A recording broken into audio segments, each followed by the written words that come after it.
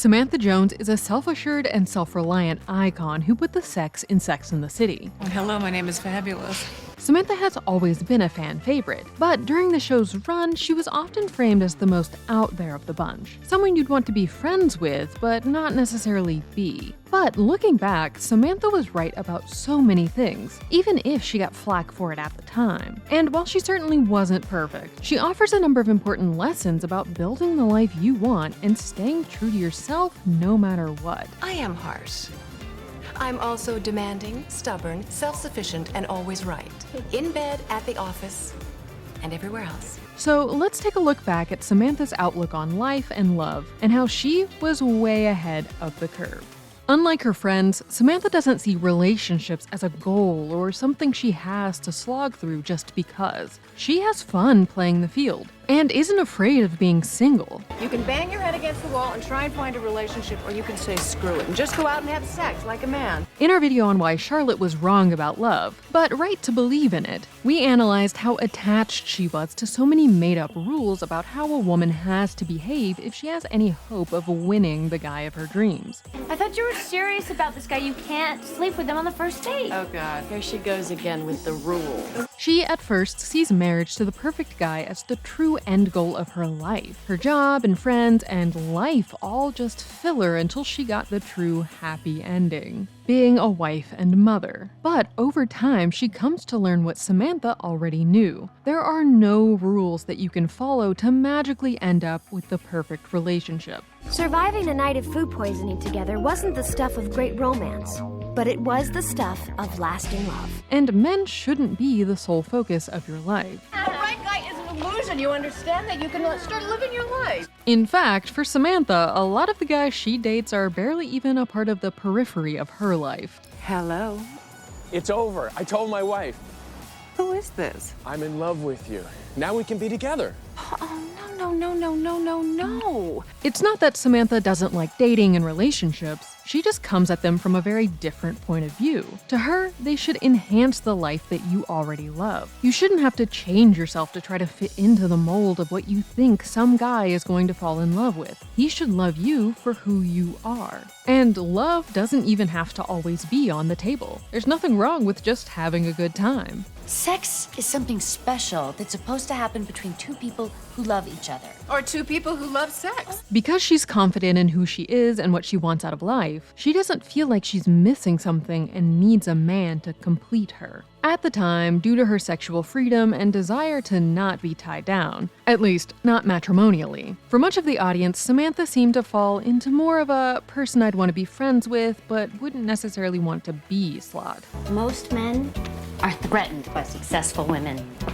If you want to get these guys, you have to keep your mouth shut and play by the rules. But over time, it's become clear that really Samantha had the healthiest outlook of the four friends, and is often the one that modern audiences are most drawn to. How many sexual partners have you had? I'm counting. This year?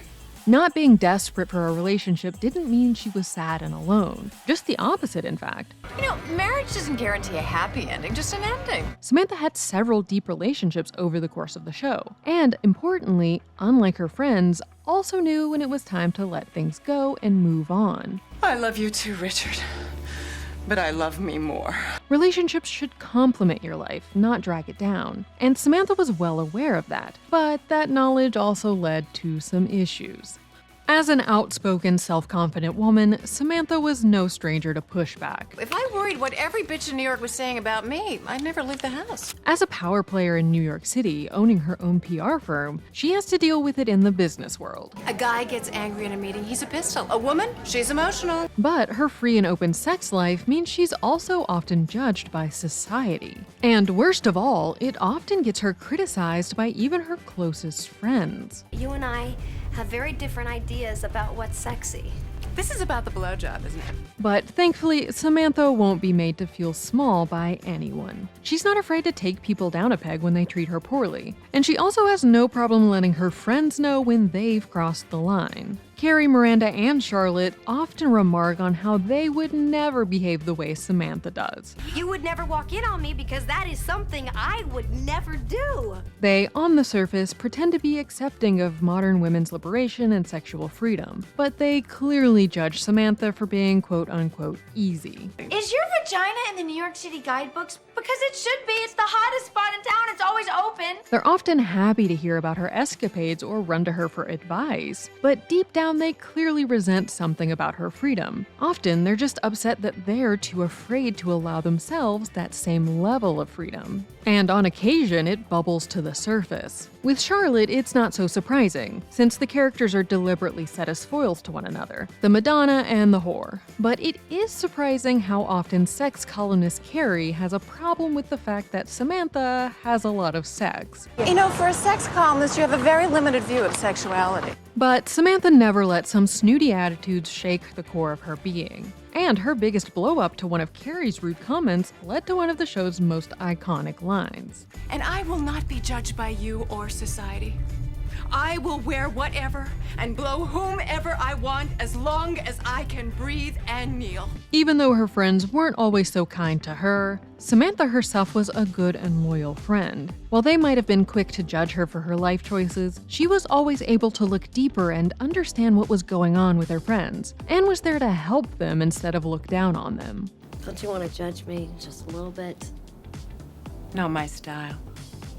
And a big part of being there for her friends was helping them to accept themselves in the way she did. She wouldn't let society walk all over her, and she certainly wasn't going to let it happen to any of her friends either. So now you support women in the arts. I support you, and honey, these bitches need to be put in their places. And her willingness to tell the truth when others might feel the need to sugarcoat it often helped push her friends in the right direction, even if they didn't always want to hear it. Nobody is listening to me. They just keep telling me I'm fabulous. You are fabulous. Look at Samantha and tell her to come back here. She'll tell me the truth. She's able to inspire confidence in her friends and help them to unlock new parts of themselves that they didn't even know that they had. And she always has their backs no matter what. What's going on? She stole my baby name. You bitch. Let's go. One delightful moment of friendship and growth happens between total opposites Charlotte and Samantha in Season 3's Frenemies. Charlotte is concerned that her new husband Trey won't have sex with her, and Samantha is very, well, Samantha in her advice. Why do you always have to talk about sex like that? Because I can.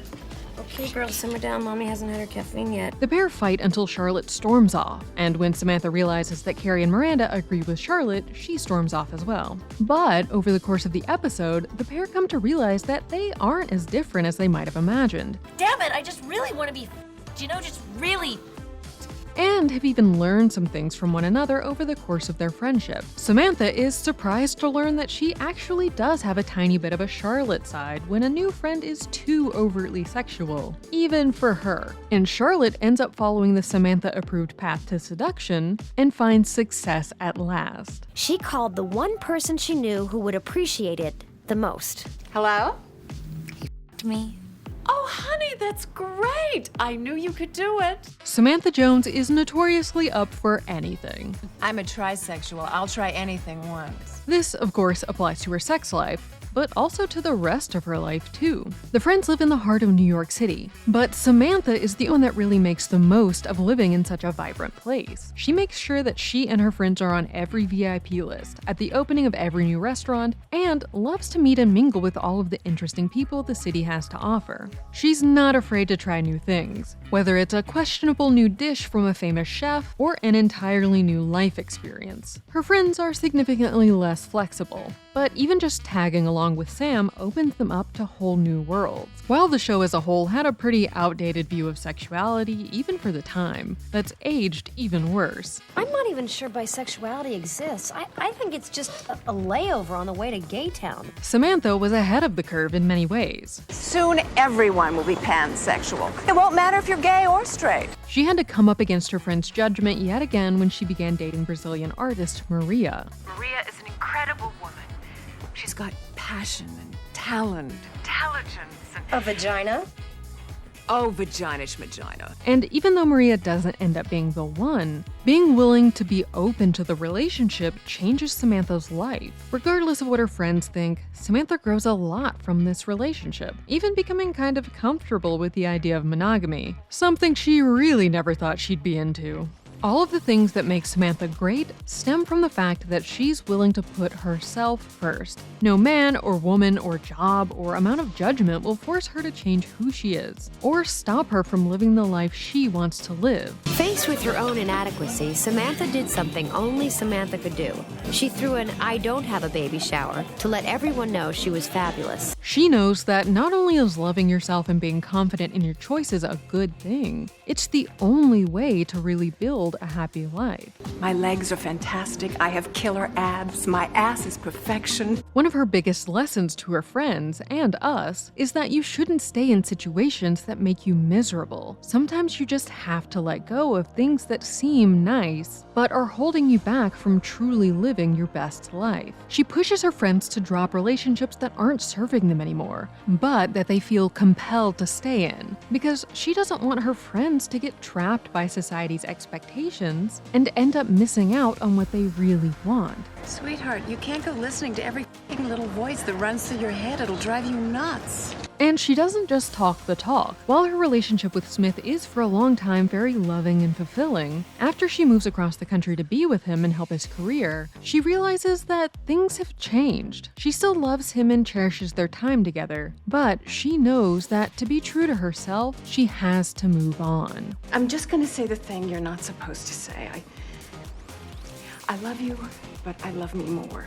She felt like she had begun to change herself to fit into a mold that she didn't belong in, just to try to keep the relationship working. And in the end, she realized that that wasn't the right choice for her. I've been in a relationship with myself for 49 years, and that's the one I need to work on. Putting yourself first can be difficult and even scary, requiring you to step out into an unknown that you might have to face all by yourself. But in the end, standing up for herself and not letting herself get trapped in someone else's story is worth it. Every character on Sex and the City is relatable and lovable in their own way, and their friendship is what made the show truly sparkle. We made a deal ages ago. Men, babies, doesn't matter. We're soulmates.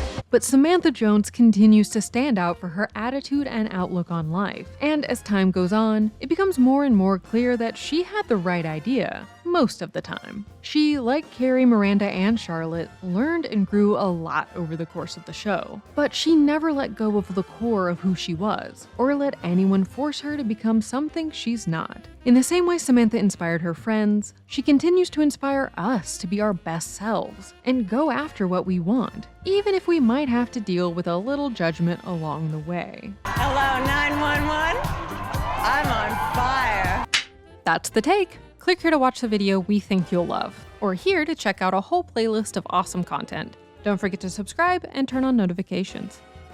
And make sure to subscribe to our Patreon for exclusive new videos.